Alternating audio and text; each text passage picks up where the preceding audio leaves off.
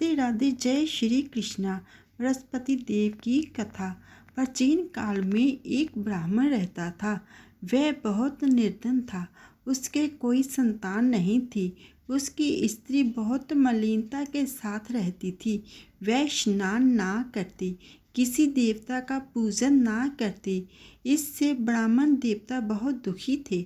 बेचारे बहुत कुछ कहते थे, किंतु उसका कुछ परिणाम ना निकला। भगवान की कृपा से ब्राह्मण की स्त्री के कन्या रूपी रतन पैदा हुआ।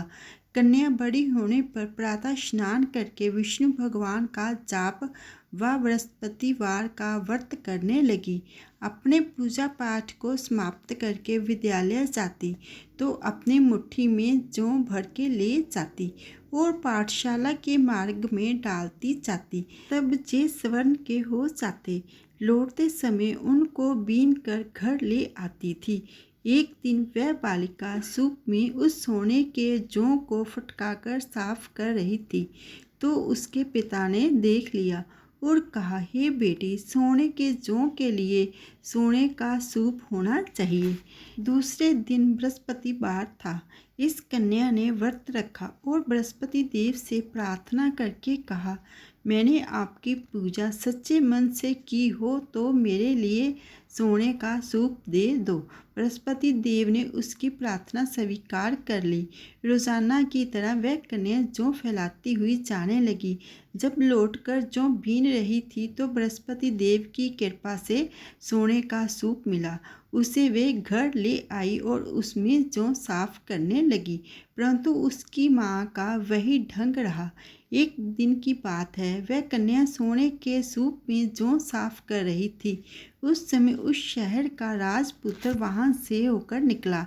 इस कन्या के रूप और कार्य को देखकर मोहित हो गया तथा अपने घर आकर भोजन तथा जल त्याग कर उदास होकर लेट गया। राजा को इस बात का पता चला तो अपने प्रधानमंत्री के साथ उसके पास गए और बोले, हे बेटा, तुम्हें किस बात का कष्ट है? किसी ने अपमान किया है अथवा और कारण हो सो कहो, मैं वही कार्य करूँगा जिससे तुम्हें प्रसन्नता हो। अपने पिता की राजकुमार ने बातें सुनी तो वह बोला, मुझे आपकी कृपा से किसी बात का दुख नहीं है। किसी ने मेरा अपमान नहीं किया है, परंतु मैं उस लड़की से विवाह करना चाहता हूँ जो सोने के सूप में जौ साफ कर रही थी। यह सुनकर राजा आश्चर्य में पड़ गया और बोला, बेटा, इस तरह की कन्या का पता तुम ही लगाओ। मैं उसके साथ तेरा विवाह अवश्य ही करवा दूंगा। राजकुमार ने उस लड़की के घर का पता बताया। तब मंत्री उस लड़की के घर गए और ब्राह्मण देवता को सभी हाल बताया। ब्राह्मण देवता राजकुमार के साथ अपनी कन्या का विवाह करने के लिए तैयार हो गए तथा विधि विधान के अनुसार ब्राह्मण की कन्या का विवाह राजकुमार के साथ हो गया। कन्या के घर से जाते ही पहले की भांति उस ब्राह्मण देवता के घर में गरीबी का निवास हो गया। अब भोजन के लिए अन्न बड़ी मुश्किल से मिलता था। एक दिन दुखी होकर ब्राह्मण देवता अपनी पुत्री के पास गए। बेटी ने पिता की दुखी अवस्था को देखा और अपनी माँ का हाल पूछा। तब ब्राह्मण ने सभी हाल बताया। कन्या ने बहुत सा धन देकर अपने पिता को विदा कर दिया। इस तरह ब्राह्मण का कुछ समय सुखपूर्वक व्यतीत हुआ। कुछ दिन बाद फिर वही हाल हो गया।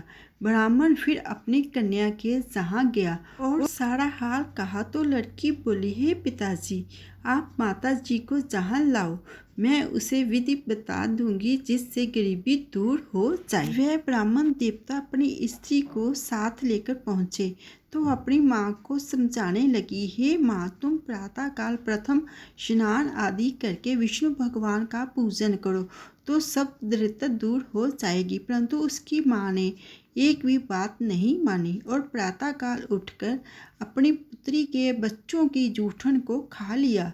इससे उसकी पुत्री को बहुत गुस्सा आया। उसने एक रात को कोठरी से सभी सामान निकाल दिया और अपनी माँ को उसमें बंद कर दिया। प्रातःकाल उसे निकाला तथा स्नान आदि करके पाठ करवाया तो उसकी माँ की बुद्धि ठीक हो गई और फिर प्रत्येक बृहस्पतिवार को व्रत रखने लगी। इस व्रत के प्रभाव से उसके माँ बाप बहुत ही धनवान और पुत्रवान हो गए और बृहस्पति जी के प्रभाव से इस लोक के सुख भोग कर स्वर्ग को प्राप्त हुए। सब मिलके बोलो विष्णु भगवान की जय, बृहस्पति देव की जय। फ्रेंड्स, अगर आपको वीडियो अच्छी लगे लाइक करना, शेयर करना। जो मेरी वीडियो पर पहली बार आए हैं प्लीज़ वो मेरे चैनल को सब्सक्राइब कर देना। सब्सक्राइब करना बिल्कुल फ्री है और जिन्होंने सब्सक्राइब करके रखा है उनका दिल से धन्यवाद करती हूँ। ये थी बृहस्पति देव जी की कथा। विष्णु भगवान की कृपा आप सबके ऊपर बनी रहे। सब मिलके बोलिए विष्णु भगवान की जय, बृहस्पति देव की जय।